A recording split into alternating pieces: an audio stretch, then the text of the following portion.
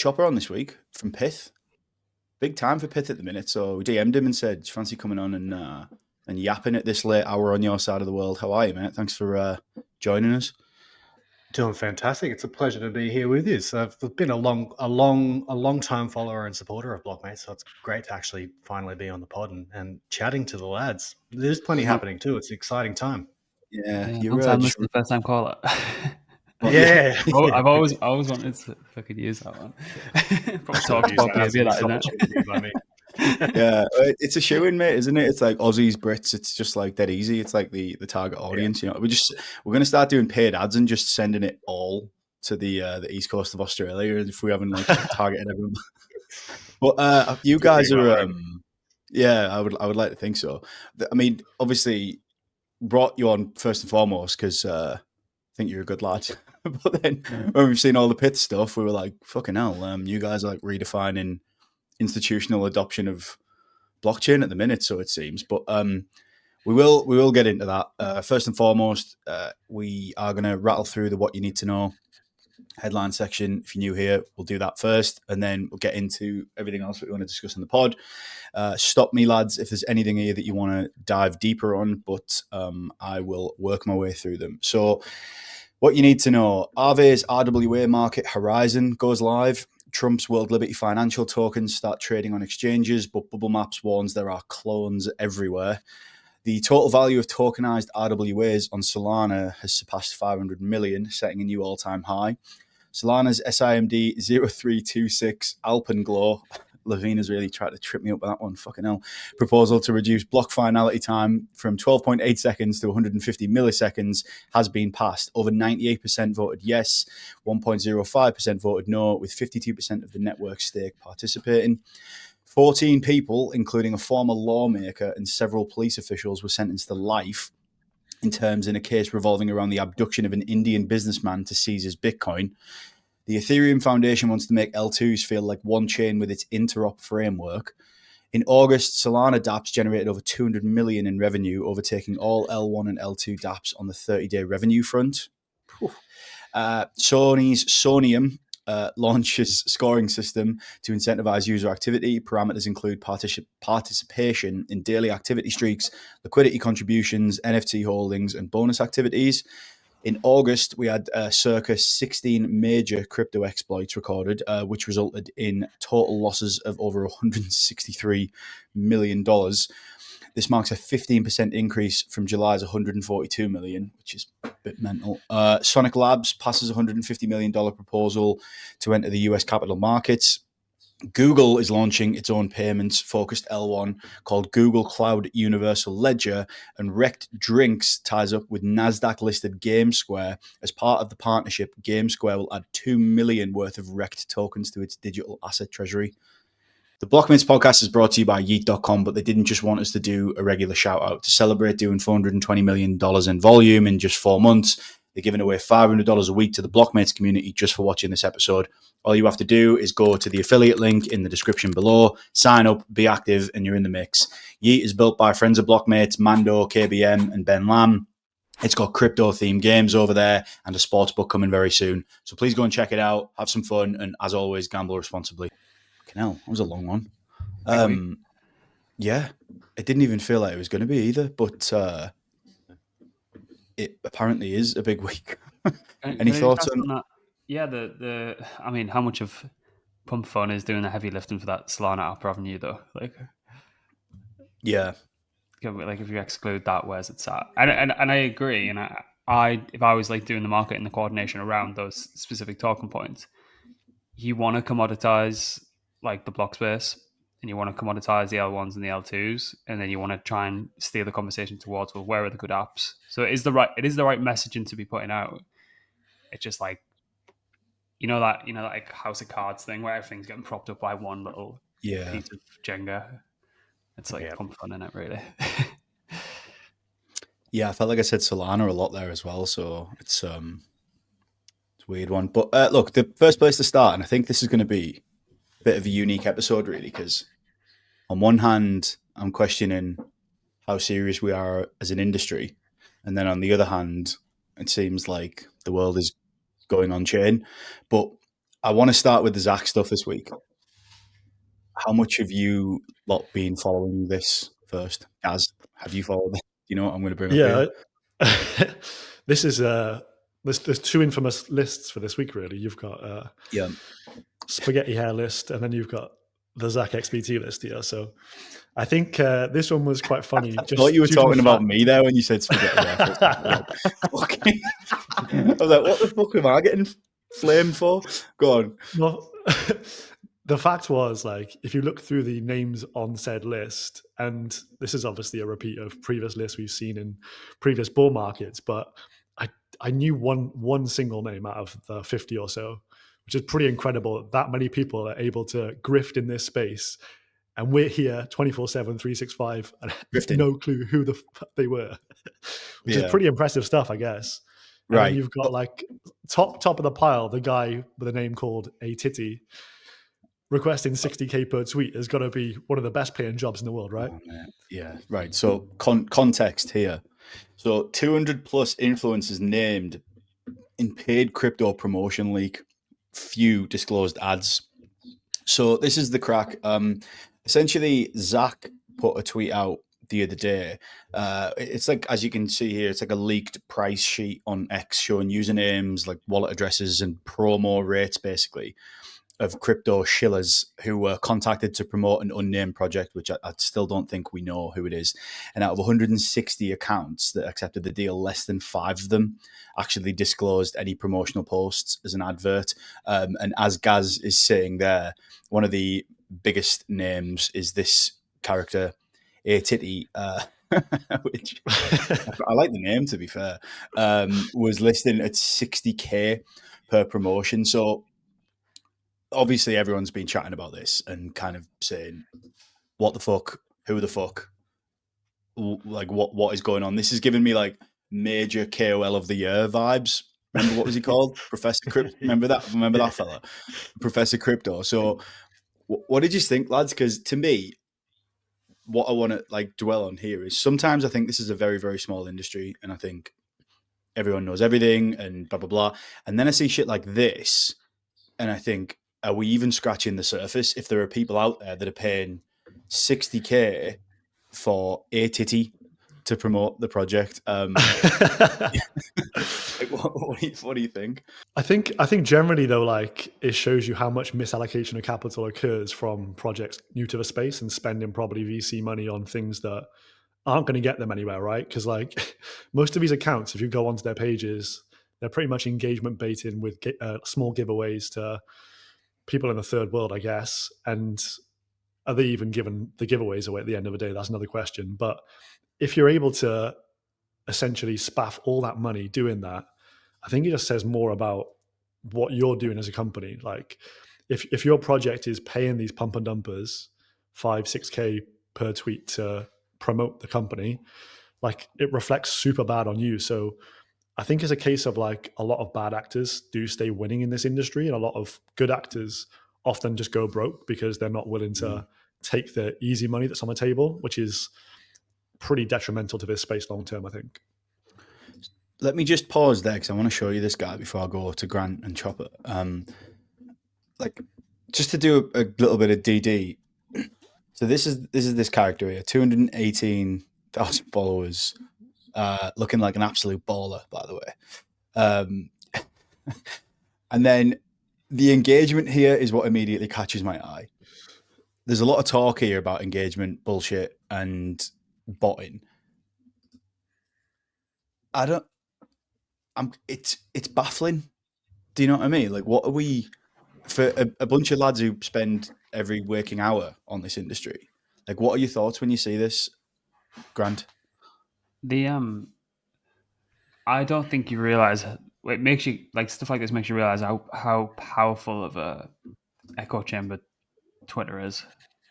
Because if you're not interacting or engaging with anything outside of your social graph, you just get penned in, and it's like it's similar to what OpenAI and ChatGPT got blasted for a couple of months back about, like, it being like really, really sycophantic and wanting to kind of appease everything that you said, and you're a genius at everything that you typed in. And this is the same thing, but in a different form factor. It's like you go in there and they're trying to keep you there by showing you stuff that it's either going to enrage you, or stuff that is going to give you the confirmation bias, or stuff that you're familiar with. It's like going to your local. You want to see familiar names, familiar faces, similar conversations. I feel like it's more of just like these tiny micro communities that never really overlap, and there's like no center, like the Venn diagram across a lot of them. Like, and I know there's the likes of the Cardano folks, or the Bitcoin Satoshi's Vision folks, or Bitcoin Cash folks. They're probably on there, and they probably think, "Well, Twitter's massive. This is like all I see on my timeline is like stuff about Craig Wright and how he's a fucking genius and shit like that." But then they don't get like the other side of it. So I feel like it's, if anything, it's showing how detrimental that kind of like echo chamber of the algo can be. Yeah, getting stuck in the bubble. That's exactly what I thought too, Grant, because it's like, I don't know anybody in that list, like two, three people. I'm like, holy shit. And these people have got enough of a following to command getting paid for their tweets. And I have never, like you said, I'm in here 24/7 for months on end, and I don't know any of them. And yet their command audience is large enough to demand money, which is just mind blowing. It made me think that I need to branch out and start creating some lists and trying to pop that bubble that I'm in, and really trying to push outward, because it does, when you're on Twitter, it feels really small. It feels like you're in a tiny little bubble with a group of 15, 20, 30 people that you know pretty well. You all comment on each other's posts, and you're like, where is everybody else? What's going on? And I guess just breaking out, and it's like a broader problem with algorithms more generally, is they feed you confirmation bias, and they stop you from being able to go out and discover stuff. Like, it brings me back to music as a kid. Like, if you go on Spotify, it'll just feed you the same type of music all the time. You never really get a chance to break out and find something weird or interesting that might actually challenge you, which is a big problem, I think. So, so to question it as well, though, right? So Zach's post here has got, and I'll bring it up quickly. The post itself, right, has got 6.5 million views, 30k likes. So we can all argue that this has very much penetrated the entire crypto industry, we would say, right? We've showed you that lad's tweets, and he's saying he needs to be offline because he's receiving threats and yada yada and all this kind of shit. But if you look at the replies, everyone is agreeing with what we're saying. And it was the same with the Professor Crypto KOL of the year, which this is what the question is for me. It's like, well, who are these people? But and this is another thing that you pick up on when you're timely online, is you go to any post, go to one of those ones where it shows you every like 5, 6, 7 posts where it's more like pop culture reference, or it's mine's like filled with like OG Pokemon art and stuff like that. You go on, the top replies are people who are closer to your social graph. So even in the replies, it's showing you stuff as close to what you're used to as physically possible. I guarantee if you sorted those by likes, or that'll be sorted by relevance. So when you're seeing that, you're getting the additional confirmation bias of everyone saying, oh yeah, I agree, I don't know any of these people. Scroll down another couple of 100 lines and there's a whole different conversation going on. So it is really fucking concerning, because what happens then is you've got Big Daddy Elon sat at the top, where you can't scroll more than 5 tweets without his influence and his whatever he's fucking trying to conquer next becomes part of the conversation, and then that interaction links to another social graph, and then that one person's agenda of the day is just distributed throughout the full platform, and you can't get away from it. So it is mega concerning, really, and it takes like just weird shit like this to actually throw up. Yeah, it's weird because this guy, he's back and forth saying, and he said here, the truth.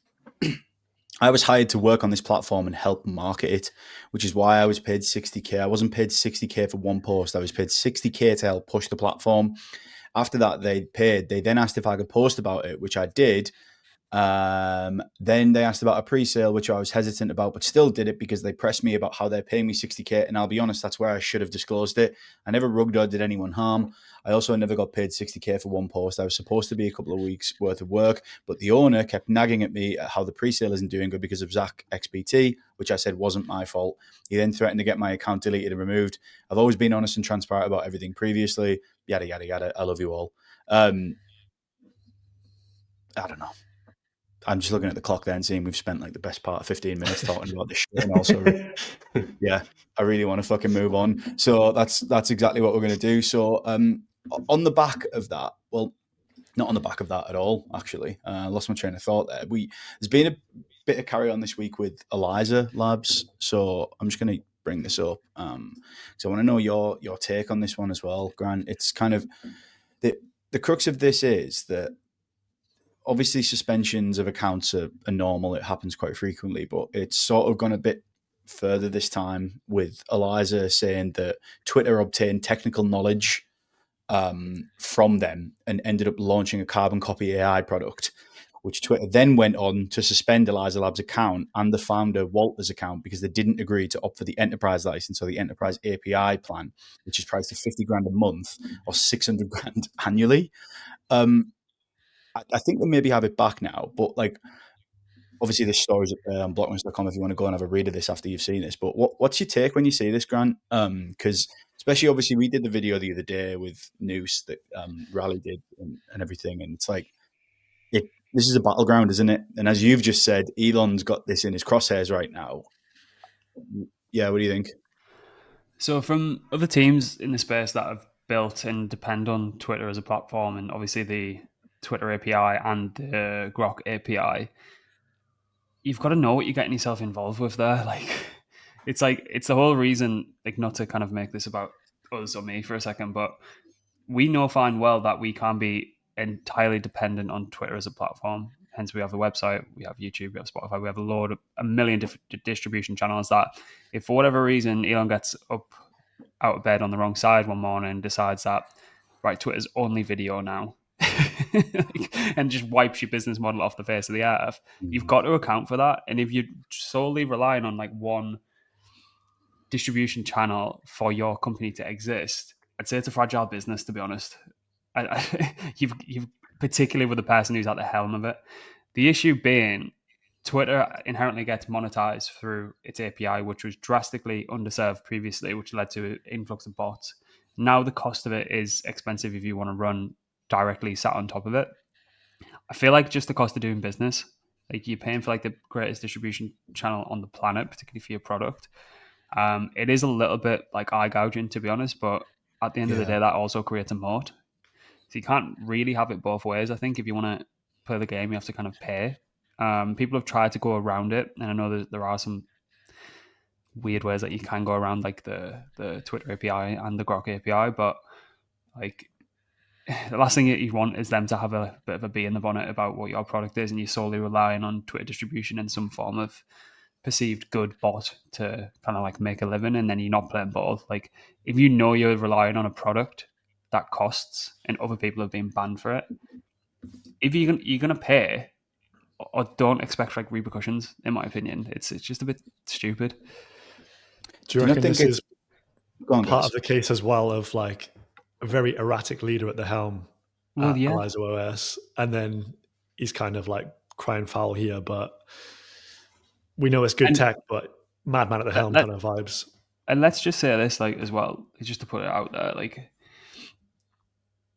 do you really think that someone at Twitter sitting there going, oh, this thing's running live on this little bot and it's got this like crypto following that is getting smaller and smaller and dwindling and dwindling, and it's like, oh, we need to take it down or it's going to like upset like one of the biggest global corporations on the planet? I just don't buy it, to be honest. Maybe I'm being a bit too like thingy there, but I think it's a little bit ridiculous. To give more colour here, according to the filing, Eliza Labs and founder Shaw Walters, who Gaz is getting at there, claimed that X wielded its incredible monopoly power to remove them from the platform in an effort to stifle competition in the growing market for AI agents. The company alleges that both Walter's personal account and Eliza was suspended without warning or justification. The complaint highlights what it describes as pressure tactics from X in the week before the suspension. Walters claims that X pushed Eliza toward adopting an enterprise license, as I've said, and then obviously chose not to and declined to pay, and then said, right, well, we're going to ban you then. Now, if that's the case, I think that's bang out of order. You disagree? If you want to use the product, you've got to pay to use it. It's like that's there's an intensive data center sat on the back end that all this just doesn't come for free, and the distribution doesn't come for free. I mean more with the account itself, though. Like, if they've been removed full stop, do they need the enterprise license, or can they not just use it as a communications platform?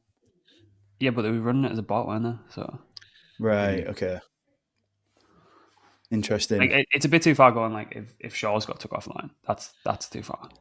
Yeah, because that's like, right, fuck you if you're not paying. Like, it should be free to anyone to use, really. But like, if you wanted to ping the API and exist on Twitter, then it's just a bit like, oh, come on. Eliza's lawyers described the situation as fraudulent and anti-competitive effort. I should say. And if you're going to pay for lawyers as well, why don't you just pay for the API and just make the product better? I just don't sense of entitlement around like people in this industry where they think like everything should come for free. Everyone should do things for free. Like, good work should go technically unrewarded. You should just get it. You should just do for free regardless.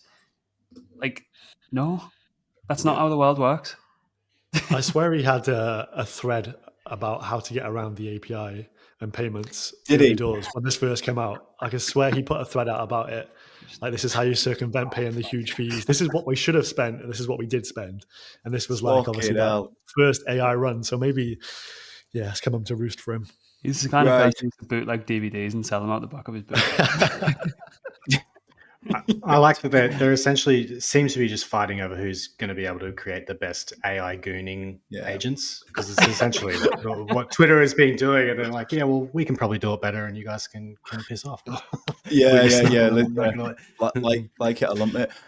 So before I go like down the serious route for this, I say serious, the bullishly optimistic route for this. I'm going to read this tweet out to a bunch of lads who I also hazard a guess grew up with the Arctic Monkeys and apparently old men in the world of crypto. So there was a tweet the other day and it said, if you are over 30 years old, you are too old for crypto.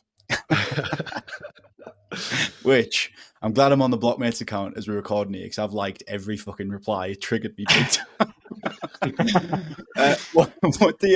And then VX Cozy basically ratioed said post with, "We built this whole industry. Sit the fucks down, Zoomer." What do you think of that as a take, lads? Because it's a funny one, isn't it? Because when I read that, I'm like, are we serious people, or are we just noodle heads? We should run the fort on. Yeah, without go asking everyone for everyone's birth certificate. I think we're all in the same age bracket, gents. So, what's your thoughts on this? Chopper, you can go first, mate.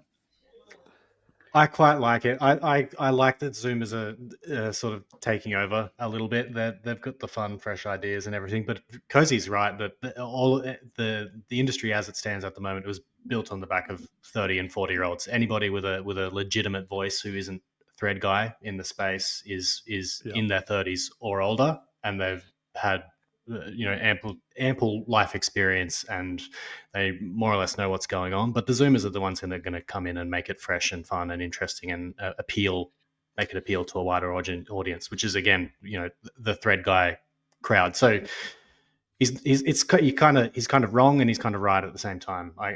It's a very valid take. Yeah, the deeper question is what people perceive the industry to be. Yeah, like I think if you're below 30, you're probably just seeing it as hyper speculation. Like, the initial reason I got into the industry is like I'm a complete freedom maximalist, and the whole Bitcoin white paper was just like, that is it. That is that tied up in an essence. So like, people are seeing the same question on the page but reading it totally different.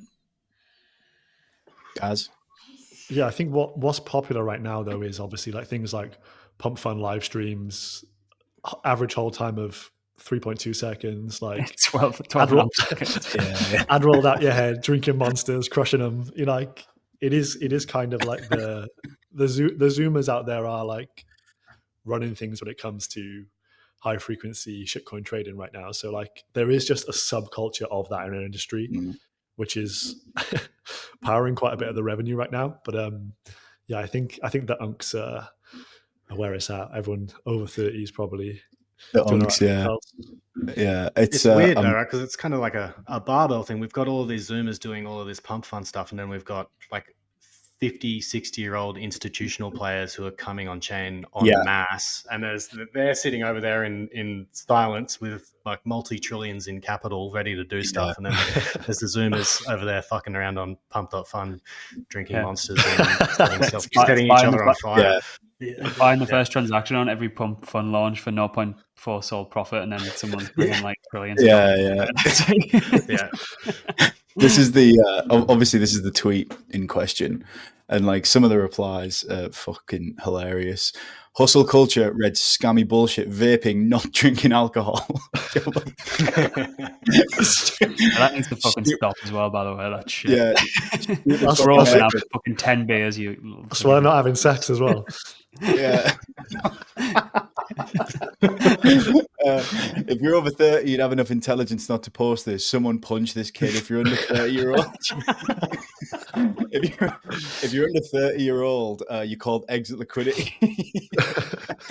Zoomer crypto is dead, as Chopper's saying. Now it's all the millennial Gen Y crypto's turn. Thank you for returning all your gains back to the market as you continue to play Zoomer crypto games. G fucking G. What's Gen Y? Yeah, I mean, I don't fucking know. Look, I mean, goal achieved, by the way, because like we're sitting here talking about it. He's absolutely smashed it. So well done, Atlas.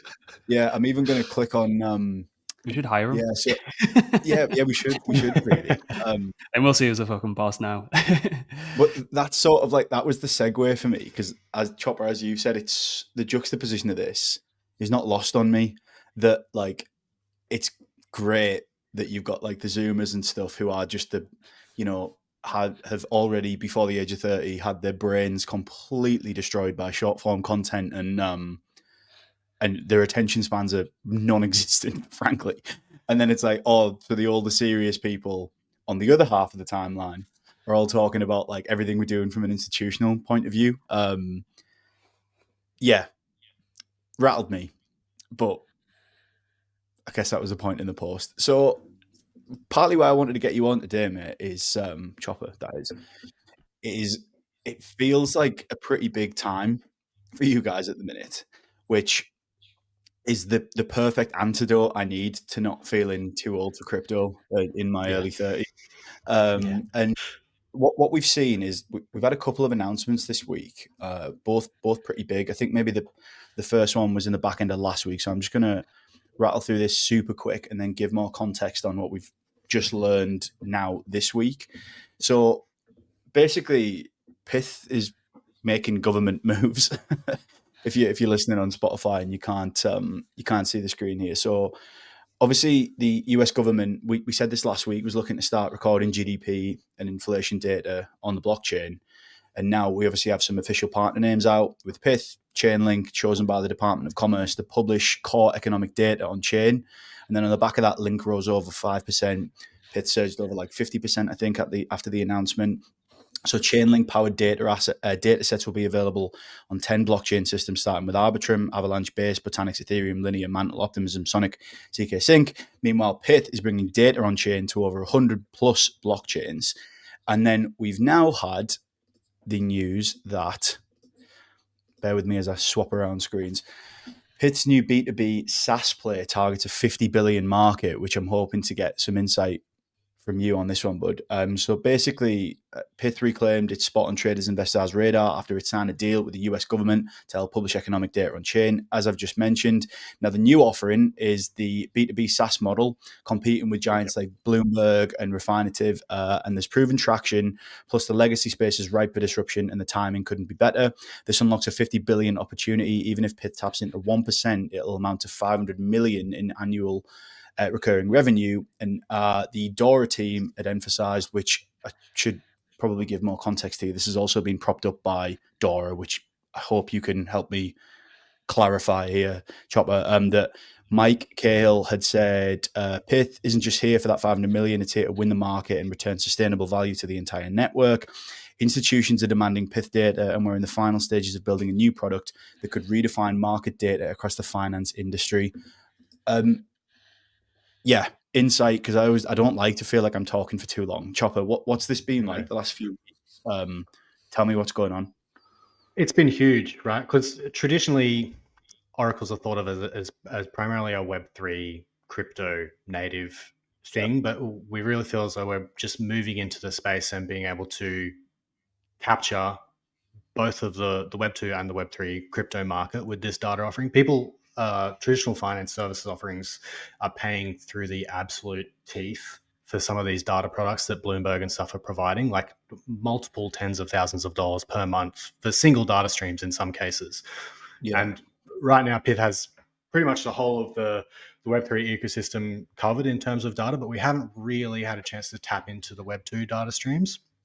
And there's obviously there's an infinite amount of data that you could get on chain, starting with GDP, and we can really expand that service offering to be something that is really genuinely exciting for off-chain Web2 data providers, and to give them a really exciting product that they wouldn't have really had access to before, because at the moment Bloomberg has more or less a monopoly over this data, and there's nobody really providing that data. So all of our publishers are the ones giving us that data, and it is first-party data coming on chain and then being provided out. So it's really high quality and reliable, and getting as many of those as possible, as many data feeds as possible online is a really exciting opportunity for us to become not just a Web3 product, but a really big, exciting, disruptive player in the Web2 space.